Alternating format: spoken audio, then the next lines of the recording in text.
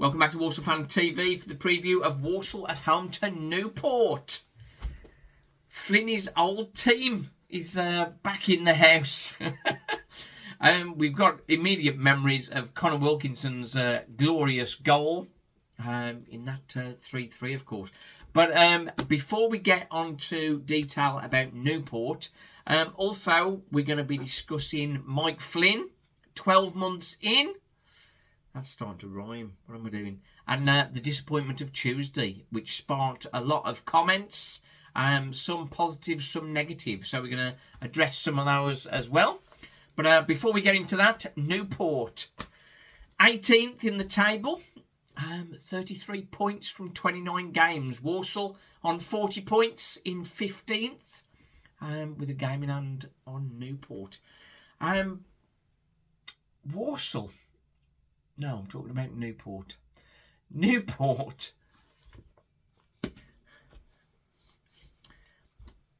After we'd got past all those tough games with the Orient...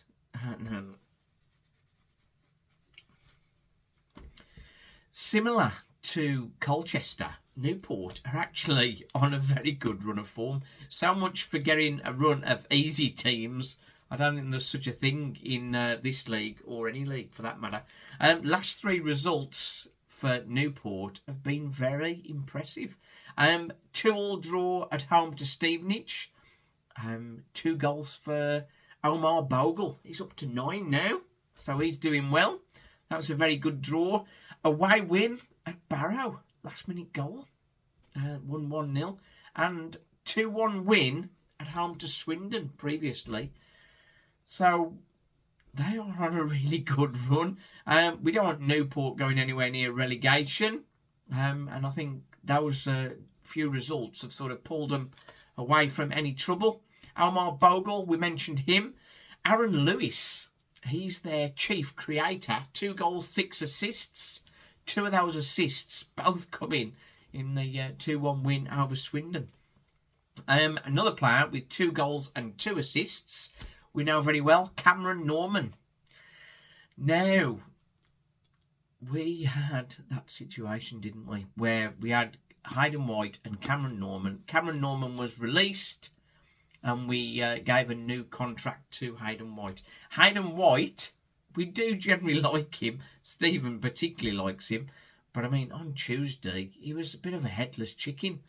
And it sort of reminded us with this game coming up of how much better Cameron Norman was.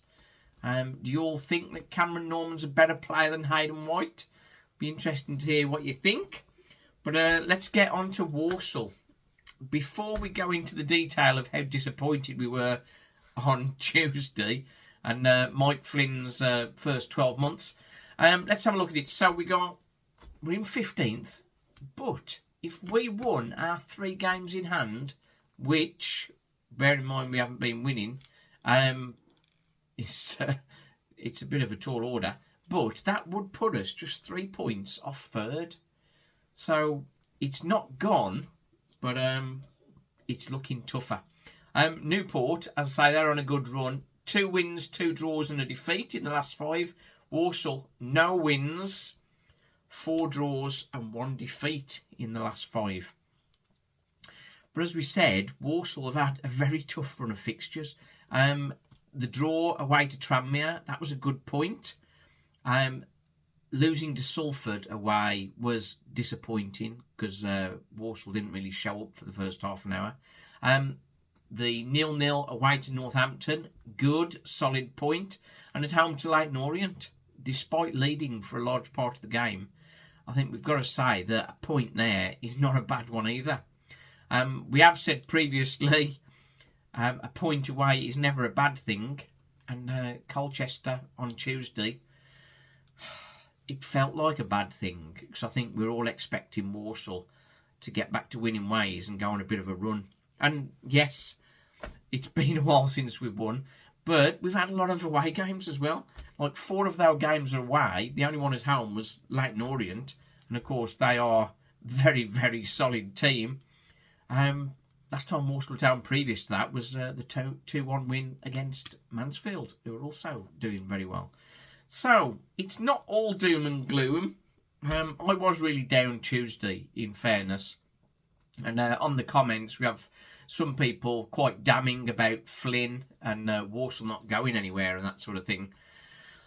I think it's easy to lose sight of the bigger picture. And I think, in fairness, I think I did that a little bit on Tuesday. Let's look at the facts, really. I think Walsall have got the third best defence in the league, which is good. There's only Leighton Orient and Stevenage who have conceded fewer goals. It is scoring that's the problem. We're 16th equal in the scoring tables, so it's clear where the problem is. Mick Flynn, I remember after our run without a win, we looked at Mike Flynn's stats compared to previous Walsall managers. At that point, he'd got a 30% win rate, which was better than Matty Taylor, as good as Dean Keats, not quite as good as Darryl Clark. John Whitney was coming out top, just ahead of Dean Smith. Richard Money, of course, he had a very good win percentage, and Ray Graydon as well. But since Walsall have been doing better, so looking at it in a wider view, after 53 games, he's got a 37% win percentage, which puts him above everybody but Richard Money and Ray Graydon. So he's no mug, this Mike Flynn. You've got to remember all the injuries we've had. We have had a terrible run of injuries. The biggest problem, injury-wise, in some respects, has been Joe Riley. Because he's just not figured at all. And he was one of our key signings at the start of the season. So that, I think, we've got to understand that has had a big impact on our season. The likes of Connor Wilkinson and Josh Labadie, obviously, them being out for such long periods. And Jack Earing as well. He's hardly played, really. So it's been tough. It's been tough. But what's gone on at Walsall in the last 12 months with a freehold, the investment in the team? Walsall do have a much better team. I know we're disappointed about DJ and what happened with Air, but it was a deal that just couldn't happen and didn't make financial sense for Walsall. They've got to be sensible about it. It's not sort of like a bottomless pit, and particularly with sort of buying the freehold, sort of there can't have been a lot of money about. We thought when we signed Jamil Matt and Matt Stevens that perhaps we'd got double DJ. So then there's some criticism saying, they must be rubbish. That's a poor replacement for DJ. But these guys have been out of... Jamil Matt has not been playing that much for Forest Green. So he's coming back to fitness. And he is lacking some match sharpness, which I think he's playing to see. But he's getting there, I think. He just needs to break his duck. Matt Stevens, similar to Wilco, he's coming off an ACL operation. And he's looking quite strong, but he's clearly not match fit yet. So it's unfortunate. I think at the start of the season, I did say that a top 10 finish, I'd be happy with a top 10 finish. But in some ways, the way Walsall have been going, you think, no, come on, we can make top 7.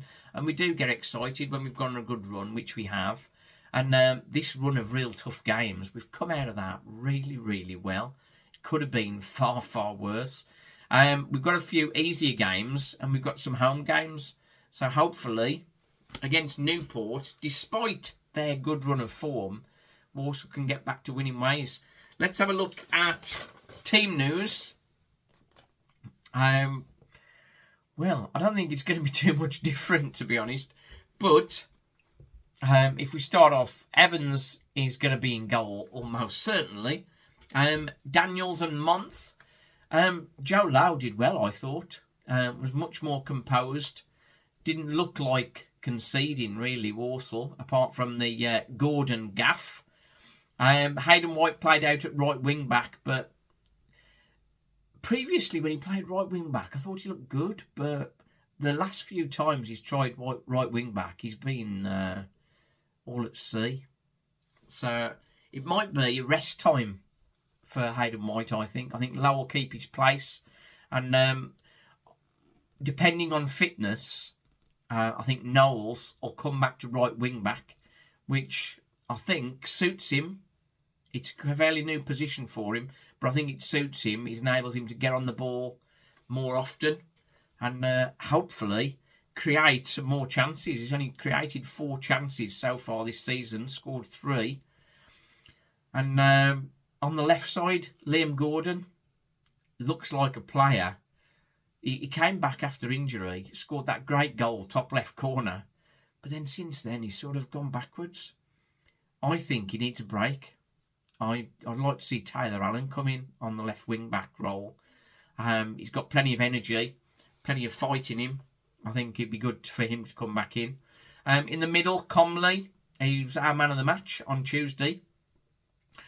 Going forward, Wilmot, he's on loan from Newport, so he's not going to be figuring. So we expect to see Maddox and Hutch. And that is perhaps where part of the problem is coming from. I don't think Maddox and Hutch can create enough for us. It's a bit disappointing, really. If Riley makes a quick return, that would be good. Ram, we thought Ram would be getting some cameos, but he seems to be back with the under-18s. He's scored in the last 2 games, and you think he'd be sort of rewarded with a place on the bench at least. And with Wilmot not playing, he could get a cameo, a place on the bench and get a cameo perhaps. But we'll only have to wait and see. Hutch, we have sort of questioned his contribution, but 6 or 7 assists is reasonable. It's just what else he does in the team. There's a couple of times against Colchester, well, he just ran out of ideas. There's one particular time on the left-hand side when Walsall were pushing, trying to get a goal. He got the ball on the left-hand side, and then he just ran out of ideas. He was just in pause mode, and the guy just took it off him. And so he needs to sort of wake up a little bit and drive forward. He did have that one shot, which sort of proved that they're not all scared to have a shot. But they've got to get those shots away more often and start hitting the target. Up front, hopefully Jamil Matt is fit, because again, he had a lot of rough treatment. And Matt Stevens, again, he's still coming back to fitness. Let's see him get some chances. Against Newport, maybe he'll get more. But it's that feed to him. You've got to get the ball into him. There's no doubt that Jamil Matt and Matt Stevens can work well together. But we've got to get the ball up to him to start with. And hoofing it from the keeper and hoping to get somewhere is just not working. We need a bit more creativity there. If we've got a player struggling there, we've got two players who can be coming off the bench. Andy Williams, as I've said with this, if Walsall are chasing the game and trying to get a breakthrough, maybe Andy Williams is not a bad player to do that. If we're up against it, trying to hold on, why are we bringing Andy Williams on? He's not an outlet. That's where we'd like to see Douglas James Taylor in there. But Douglas James Taylor, he seems to have fell out of favour. Has he fallen out? With Wilco having the injury, he's not as bad as we first thought, so that's good. But the guy's not fit. And I know you need to play into fitness, but I mean, it just doesn't look anywhere near ready to be playing in games, which is a shame. So that's my thoughts for the team. Will we see Douglas James Taylor and Ronan Mayer on the bench? I hope we do. I did have a criticism on the comments after the Colchester game when I mentioned Douglas James Taylor, saying he was rubbish. But I mean, he's got a good goal return for the amount of minutes he's had on the pitch. His goal against Carlisle was an excellent finish, and his turning goal against Mansfield on New Year's Day, back to goal, turned and stroked it home. That was a good finish. The guy needs time on the pitch, but he's not been getting there at all. So, my prediction, I think, got my positive head on, I think Walsall are going to get back to winning ways 2-0. That's me. What do you think? Let me know in the comments. Before I leave you, I've just got one image I want to show you, and you need to try and say where I was. That's where I was today. And this is the picture. Right then, Walsall Fan TV, thanks for watching. The joy and the pain. More joy, please.